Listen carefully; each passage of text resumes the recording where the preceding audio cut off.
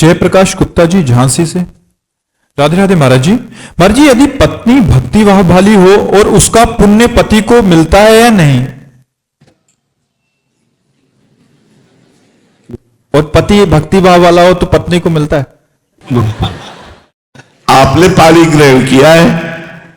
जो पति होता है ऐसे होता है, पति का हाथ नीचे होता है और पत्नी का हाथ ऊपर, उसे पाणी ग्रहण संस्कार कहते हैं विवाह को। मतलब आज से मैं आपका सारा भार लेता हूं, अर्धांगिनी कही गई है। तो यदि पत्नी जब तक व्रत संयम नियम आदि कर रही है और पति मनमानी आचरण कर रहा है तो पति की दुर्गति होगी और पत्नी को परम कल्याण होगा। और पत्नी यदि केवल अपने पति में आसक्त है, पति की आज्ञा का पालन करती है, पति की सेवा में रहती है और कोई तप भजन नहीं है और पति उसका भजनानंदी है, तो उसका कल्याण हो जाएगा, पत्नी का कल्याण हो जाएगा पति उपासना मात्र से। पर पति भगवत भजन करने वाला हो तो पति यदि तीर्थ गया है, पत्नी ने सारी तैयारी कर दी है उनकी, अब वो तीर्थ यात्रा करके आएंगे तो आधा फल पत्नी को अपने आप प्राप्त हो जाएगा। लेकिन पत्नी यदि तीर्थ गई है और पति भी सही है तो कुछ नहीं प्राप्त होने वाला है। पति ऐसे है, ये धर्म शास्त्रों का निर्णय है। पत्नी को ज्यादा फायदा है महाराज जी। तो उसने अपना जीवन दे दिया ना आपको, आप उसके घर जाते हैं क्या?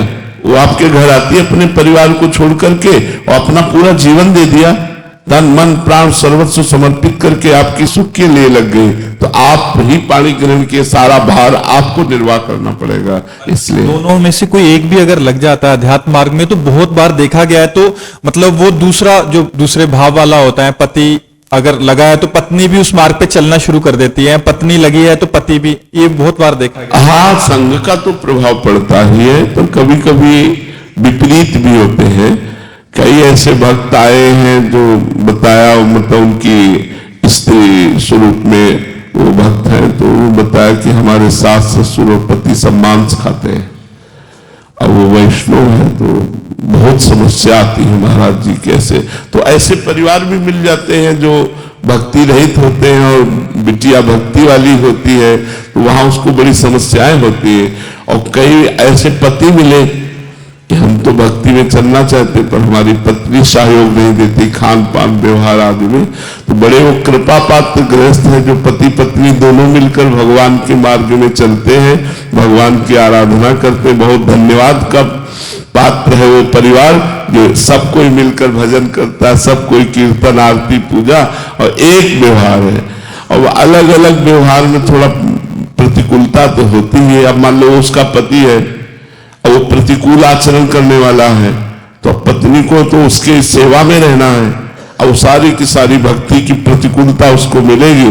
पर धन्यवाद पात्र है कि यदि वो ऐसी प्रतिकूलता में भक्ति कर ले जाए तो भगवान की विशेष कृपा प्राप्त होती है। पर जी, जैसे कोई पति अगर गलत व्यवहार करता है, गलत कर्म बन जाते हैं, तो पत्नी को भी उसका कर्म का दंड मिलेगा या मतलब ऐसे ही विपरीत, अगर एक दूसरे का कर्मों का फल नहीं है? नहीं, और ना पत्नी के पाप कर्म करने से पति को दंड मिलेगा। पाप कर्म का अपना अपना पूर्ण धर्म कर्म के लिए वो धर्मिणी कहे गए हैं, धर्म सहचारिणी कहे गए हैं पत्नी को, जो है ना कहते हैं ना कि हमारी धर्म पत्नी है, धर्म पत्नी धर्म से युक्त। अगर आप अधर्म करते हो तो आप भोगिए, वो पाप करती तो वो भोगे। पतिवंचक पर पति रति करई, रौरव नरक कल्प सत परई।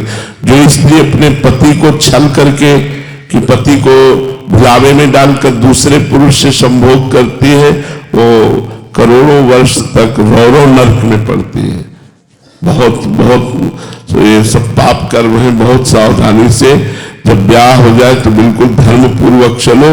मनुष्य जीवन बहुत थोड़ा है, इससे परम लाभ नाम जप करो, पापाचरण का त्याग करो, कर्मों को भगवान को समर्पित करो और प्रसन्न रहो, स्वस्थ रहो। इसी जन्म में भगवान की कृपा प्राप्त हो, ऐसा लक्ष्य बना लो।